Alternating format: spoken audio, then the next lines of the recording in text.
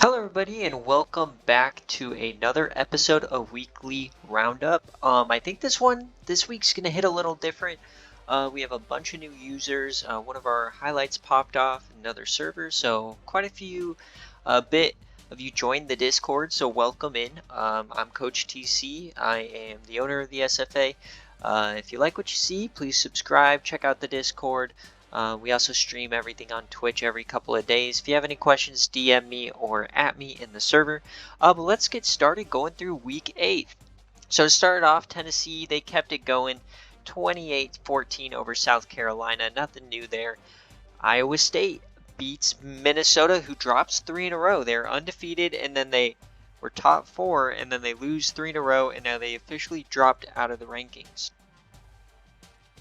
My team, ECU, stays undefeated, 44-28 over a pesky Old Dominion team I've struggled with for years. Heimlich Heisenberg, he got 2 touchdowns here. You can all see DeAnthony Thomas scored 3 as well. Baylor kept it going over TCU as they are now ranked in the top 4. If we remember last week's Weekly Roundup, we were talking about how Teddy Bridgewater was going to miss this game. Well, Colt Brennan had himself quite the performance in his first career start. 22-38. You'd like that completion percentage to be a little bit better, but he got 4 touchdowns, only 1 interception, and then he also had some help from Braylon Burnside as well. Moving on, Buffalo, 3 in a row, the longest win streak for Coach Pinstripe as he beats another MAC team, this time 38-10, and that is going to set up a huge divisional matchup with Miami, Ohio next week in Week 9. Kansas beats Oklahoma for the second year in a row. Oklahoma's the best SFA team historically in terms of wins, but Kansas 2 years in a row have taken them out. And then the game of the week, we had a overtime game here, Michigan State and Iowa. Binks McBurnfinger obviously on display. He scored 3 times today as they managed to get that win in overtime. They had a great goal line stop against Iowa, who loses another heartbreaker. In the Sickos game of the week, Coach Mike got back on track at least a little bit, getting a win over North Carolina. Southern Miss beats Troy. And probably the biggest upset we saw this week was Northwestern going down to Rice. This was a hot pick after they upset Minnesota last week. They dominated them on the road, and then they lose to Rice. So we're not really sure who Northwestern is so far this season. Going down the list, Coach Green, he had a valiant effort there against Texas, but just couldn't get it done. Miami, Ohio obviously stays pat. They have been probably the best MAC team in recent seasons. Nice little overtime game here. Double OT for UAB and UCF. Florida keeps it going with a huge win over Auburn. And Toledo over Western Michigan. This is one of the better games of the season, or not of the season, but of the week. Double OT, Toledo does get it done. Unfortunately, our Western Michigan users' undefeated run is over. Mid-Tennessee gets it done against App State. And then something cool to look at here, Florida State, they've definitely had a bad year. But if you look at this, Ja'Cory Williams, the freshman SFA player, he had himself a pick 6 along with another interception. So Florida State, obviously it's lesser talent that they're facing in Fresno State, but definitely an encouraging sign if you are a Florida State fan. And game day, which was really just a run fest. It was Gio Bernard and Cale McCarr sharing haymakers. I'm sure you guys have watched the highlight videos. If not, you should. There's some great, there were some absolutely great plays made by both teams that are definitely going to be on game day greats here shortly. But yeah, it was a great game. Unfortunately, the Heisman frontrunner, Manziel, did not really have his best game as Nebraska did fall at home. But Nebraska did erase a 17-point deficit in that game. Ole Miss takes care of business. Louisiana has a goal line stand at the end to stay 6-1. Alabama gets it done. Boston College been one of the surprises of the season. Washington got an upset win over Arizona. Miami wins a high-scoring one with Central Michigan. Penn State wins a close one. Syracuse blows out Louisville. And another upset. This was the highest upset in terms of rank. Notre Dame goes down in double overtime. This is a rematch of the game day last year towards the end of the year, and it was raining just all the same. And Stanford comes back and wins it. Clemson beats NC State, and Louisiana Tech actually stays undefeated. So that's a look at the game results from last week. Now let's take a look at the polls that were just released only a few hours ago. And we now have access to the CFP rankings.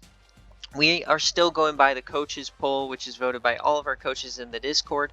Once we start the committee in 2 weeks, then we'll only focus on the CFP. So right now they're the exact same poll. But you got Ohio State at number 1, so they actually jumped Florida this week. All season long, these two have been kind of flip-flopping, but Ohio State and Florida, then Tennessee at 3. They're kind of the best of the rest for sure. And then a surprising one here, Baylor jumps Ole Miss. I think a lot of people were impressed by Colt Brennan and his ability to perform with Teddy Bridgewater out. So I think that gave coaches a lot more confidence in this Baylor team, who suffered a lot of injuries this season. Ole Miss obviously at 5. My East Carolina Pirates are starting to get the hype. Only 6-0. We have a lot more work to do, and I think we haven't even reached our ceiling yet. So I'm definitely happy with how the season's going so far. Boston College, the only other Power 5 undefeated team. They are at 7. I expect them to move probably up to 4 or 3 here in the next few weeks if they stay undefeated. McBurnfinger and Michigan State are at 8. Colorado, who won game day, are up to 9. California's up to 10. Utah got a big boost this week, 10 overall points. Finally getting some respect. Louisiana Tech is up here. Alabama, the highest ranked 2-loss team. Texas A&M, who actually beat Alabama, is a little bit behind them right now. Illinois is making their way up there. Nebraska drops 7. That's a bit surprising. The score is a lot worse than the game actually was, but you definitely understand it considering this was a surprise team this season. Mid-Tennessee State, they are having a great season, so they are 17. Houston right behind them. Kansas after their big win over Oklahoma. Arizona State, Northwestern, Washington, Miami, Ohio breaks into the top 25. Notre Dame drops all the way to 24, and Miami gets back up into the poll. All right, now let's go over the players of the week. So the top 2 players of the week, you had a forced fumble and interception for Jimmy Wyrick out here at Stanford, and then an SFA player getting National Player of the Week. Dexter McCluster out of Syracuse, 4 touchdowns, over 200 total yards, definitely deserving there. ACC, it's the same, except Ja'Cory Williams, who I think probably should have gotten Player of the Week. So I think that's a bit of a snub because he did have that pick 6 along with a sack, but he just didn't have the tackles, I guess, for the game to recognize it. Binks McBurnfinger, he got Defensive Player of the Game, whereas Deuce Hogan with 5 TDs got the Offensive Player in a game in a loss. LB Moore here, 3 tackles for loss, 2 forced fumbles, and a sack for the right end. And Cale McCarr obviously had a fantastic day, almost 300 total yards with 4 TDs. And since he took over the American, 318 yards in a win for Kevin Baldwin. Chad Barber looking to hook up with him a ton, the redshirt freshman. Ndamukong Suh, he had a sack, forced fumble, and a recovery. Alan Hearns, SFA player. Normally the independents, since there's only 2, you don't really have the best stats there. Dumas with 2 TDs, and then a sack, forced fumble, 3 tackles for loss for their left outside linebacker. And Kai Milner out of Cal, who's replaced Trevor Siemian really well this season. 4 touchdowns for him. And Avery Helm had 2 interceptions. And Eli Stowers, who's moving up in the Heisman ranks, in the last couple of weeks had 6 total touchdowns. UCF, Mikey Keene, 4 TDs, and then Yam Banks, fumble force and an interception. And back here. So now let's take a look at the leaders in the stats so far. So Milner actually takes the lead. He has a 10-yard lead over Conover, and then they both have about a 200-yard lead over Braxton Miller, Mark Liu, and Lou Ishire, who round out the top 5. Rushing wise, Rocket Sanders up over 1,000 yards. You got Porter, Goodwin, Godfrey, and Newton, and I know Burnside is in the top 10 there. Receiving yards, Brent Boozler retakes the lead. You got Hill at BYU, and then Perryman, who on game day, he had 1 big catch, but not much else. Thompson, who we just saw, and then Mike Evans gets back into the top 5.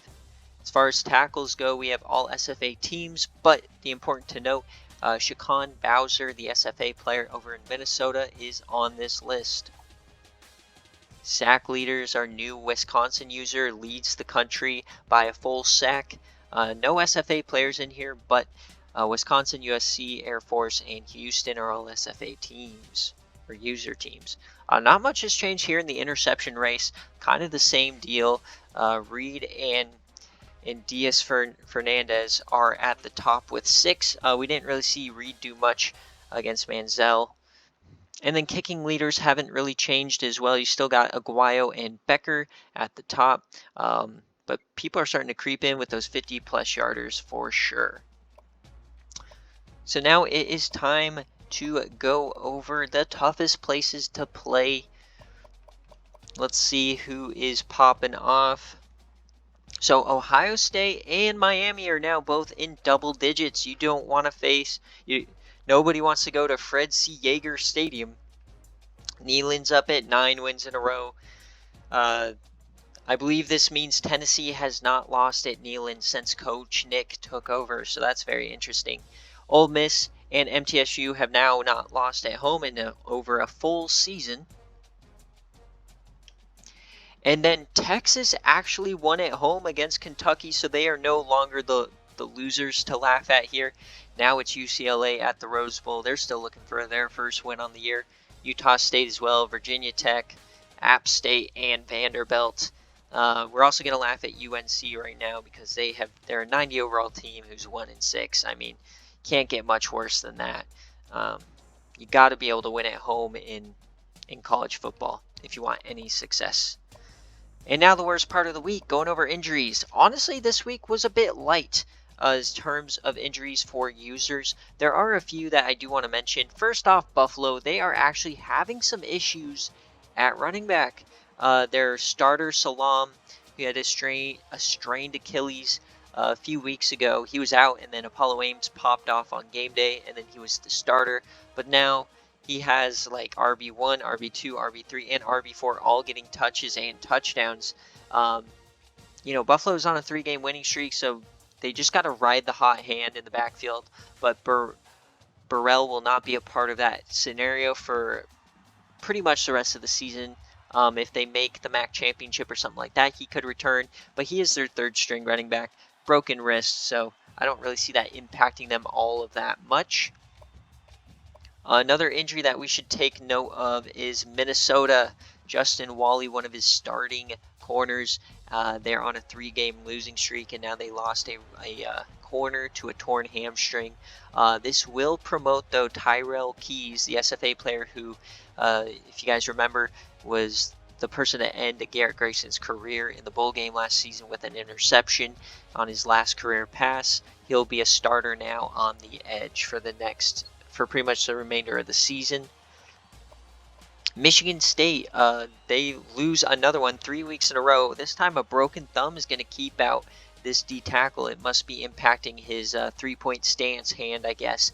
But Coach McNasty had some choice words for this player in the Discord, saying how he is soft for not being able to play with a broken thumb. So he probably will never see the field again. This next one, it doesn't impact a top performer or a top team. Jimmy Callaway is set to return. They played pretty much the whole season so far without their top receiver, which is just ridiculous. But Lenneth Whitehead, his backup, running back is out for a week. This may not be an issue. It may be an issue. Who knows? But in by far their hardest game for the rest of the regular season, not having your change of pace back is probably going to hurt them at least a little bit. And then another injury I do want to talk about, it's in the MAC, it's on a team that's not all that good, but you got Carson Steele, one of the best running backs in the country in terms of career stats and everything. He's actually going to be out with a broken thumb himself. This is understandable, though, for a running back, but still pretty much kills this team any hope they had at potentially making a bowl game. And then finally, we talked about him a little earlier, but Texas was finally able to break the curse of, I believe it was 10 straight home losses in Austin. Well, it came at a price, as Hudson Card, their redshirt senior quarterback, he is out for the remainder of the season, 9 weeks with that strained back. He definitely had a rough career there. Texas has been down for the better part of 3 seasons, but definitely still a tough one. And then finally, the last one of note, the only major injury to a user this week, it's 65 overall for Wyoming, but you know what, for them it hurts. 9 weeks torn shoulder for your starting right guard, so that's definitely a tough one to swallow. And I just want to check here before we leave this video. I know a lot of you guys are new, so I just want to make sure I cover everything. All the conference standings are posted, and then yes, the Heisman Watch. So here is the updated Heisman Watch here. If you waited till the end, boom, Binks McBurnfinger is back on top. He had 3 touchdowns as well as a forced fumble and a fumble recovery at the top.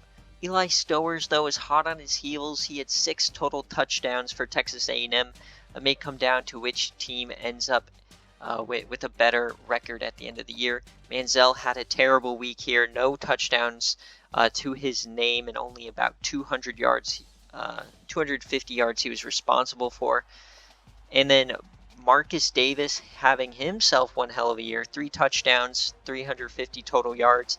And then Jalen Wright, who, in my opinion, really hasn't done all of that much for Tennessee. So the fact that he's still up here is kind of surprising. And Coach Nick of Tennessee was trying to point out that Lou Ishire, their quarterback, should be in this conversation instead. But he just doesn't have the rushing stats that normally Heisman quarterbacks have. So it'll be interesting to see if, one, anyone can catch up to McBurnfinger. The fact that he is producing at both running back and linebacker is actually very impressive and might push him over the top. I could see Stowers beating him, but right now there's really no stud running back in the race, and we've never, since moving to NCAA 14, have had a non-running back win it. Obviously, McBurnfinger is a running back, but I don't see anybody else who has a realistic chance of catching McBurnfinger. But that's going to wrap up Weekly Roundup. If you have any questions or want to see something in these videos, let me know for the future. But once again, thank you guys for watching. I really appreciate you guys taking an interest in the SFA.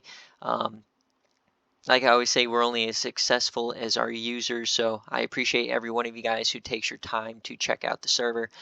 So thank you guys, and I will catch you on Monday.